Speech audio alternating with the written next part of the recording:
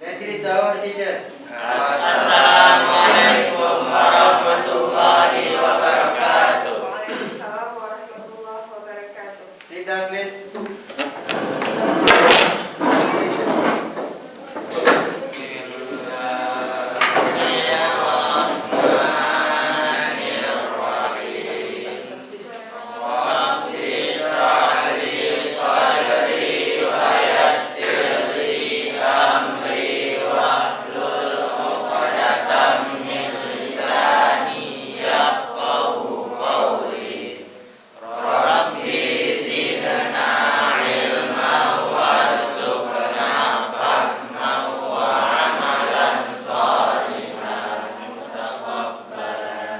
Assalamualaikum warahmatullahi wabarakatuh. Waalaikumsalam. Alhamdulillah, apa kabar semuanya anak-anak ustazah pagi hari ini? Alhamdulillah, luar biasa. Allahu Akbar. Alhamdulillah. Ada yang sakit, kurang sehat? Sehat semua ya, insya Allah ya. Baik, kali ini ustazah akan coba absensi dulu ya. Hadir semua, ada yang tidak hadir pada pagi hari ini?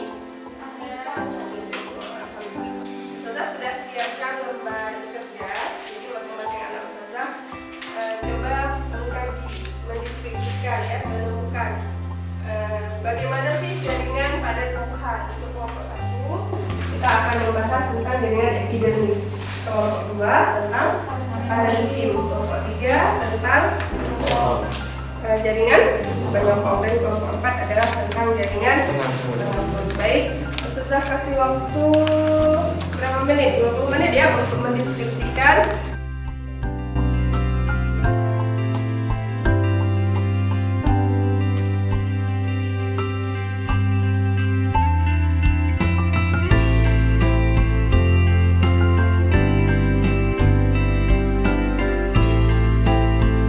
Assalamualaikum warahmatullahi wabarakatuh. Kami dari kelompok 2 akan menjelaskan tentang kelompok kami, yaitu jaringan dasar atau parenkim. Yang pertama kami jelaskan melalui pengkajian.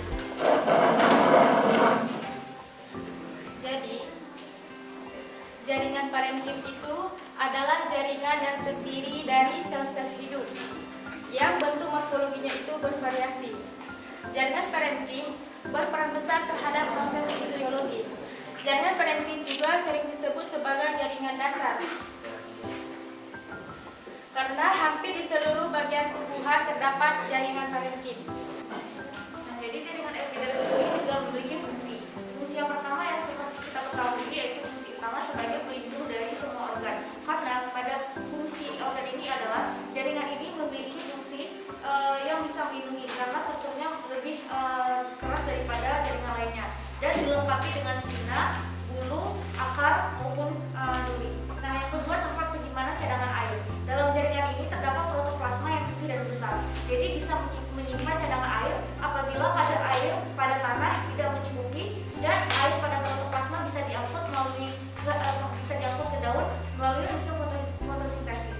Yang ketiga, membatasi penguapan air.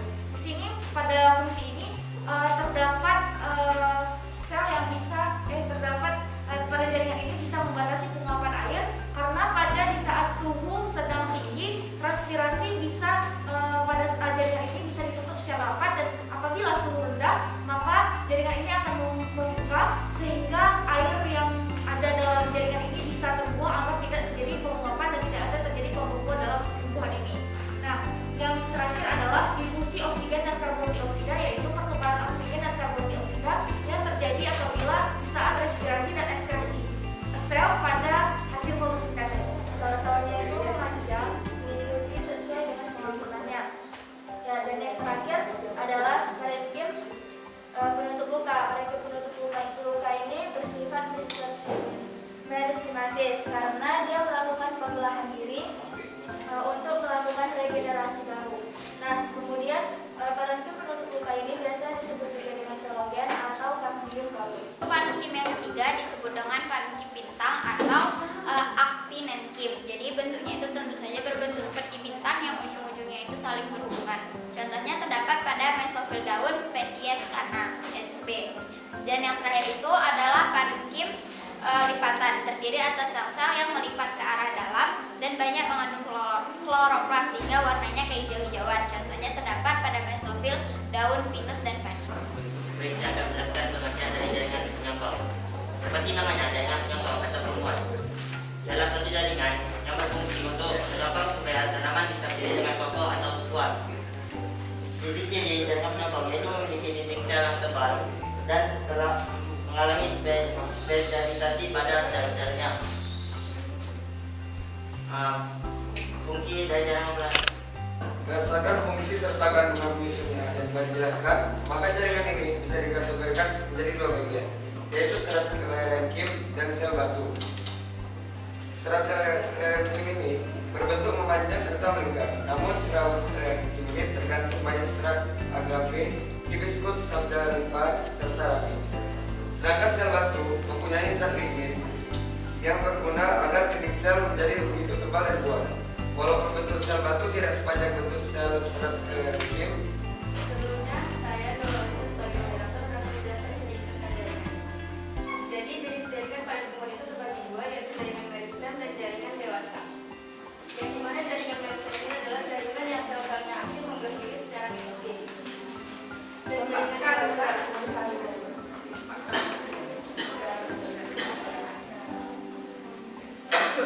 jaringan dewasa adalah jaringan yang berasal dari pembelahan sel meristem sekunder maupun primer yang telah berdiferensiasi atau mengalami perubahan sesuai dengan bentuk fungsinya.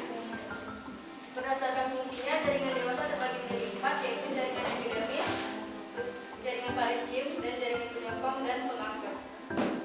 Dari sini kami akan membahas tentang jaringan epidermis yang Sel-sel yaitu sel mati dan sel hidup. Adapun komponen-komponen pada floem yaitu pertama unsur tapis. Unsur tapis ini terbentuk dari sel-sel panjang yang bagian bawahnya dan atasnya melekat sehingga membentuk yang namanya pembuluh tapis. Pembuluh tapis ini berbentuk miring dan horizontal. Kemudian tujuan dari pembuluh tapis ini sendiri yaitu untuk menghubungkan unsur tapis satu dengan unsur tapis lainnya.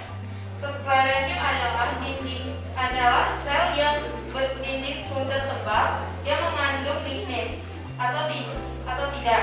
Nah, jaringan sklerenkim merupakan jaringan mekanik yang hanya dapat pada organ tumbuhan yang tidak dapat tumbuh lagi. itu yang dikatakan seperti kan dia pertama selnya kan meristematik,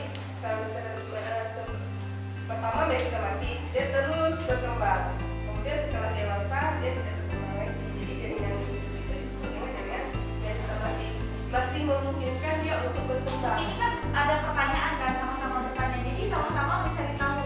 Jadi kita nggak hanya tahu tentang apa yang kita pelajari, kita juga tahu dari orang lain, dan itu bisa mempercepat waktu dalam menguasai materi. Jadi kita di sini nggak berlama-lama dalam menguasai materi. Karena apa? Yang kelompok lain menjelaskan tentang ini, kelompok ini menjelaskan tentang lain. Jadi sama-sama bisa menguasai materi yang lain yang memang belum sempat mungkin kita baca secara mandiri. Oke. Itu saja yang bisa saya sampaikan. Bagus sekali, kita kasih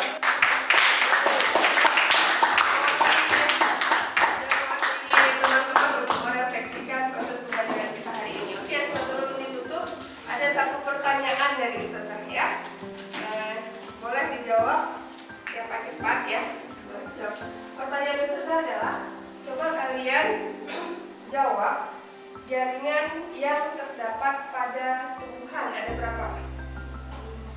Pertama, jaringan meristem. Jaringan meristem itu terbagi dua, ada meristem apikal dan ada meristem sekunder. Meristem apikal itu terdapat pada ujung daun dan pada ujung akar.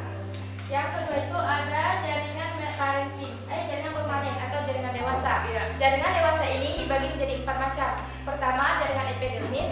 Kedua, jaringan parenkim. Yang pertemuan kita hari ini ya, kalian sudah paham tentang jaringan pada tumbuhan ya, sudah paham bagaimana bentuk jaringan-jaringan pada tumbuhan itu. Untuk pertemuan ke depan kita akan bahas tentang jaringan hewan ya. Assalamualaikum warahmatullahi wabarakatuh. Waalaikumsalam warahmatullahi wabarakatuh.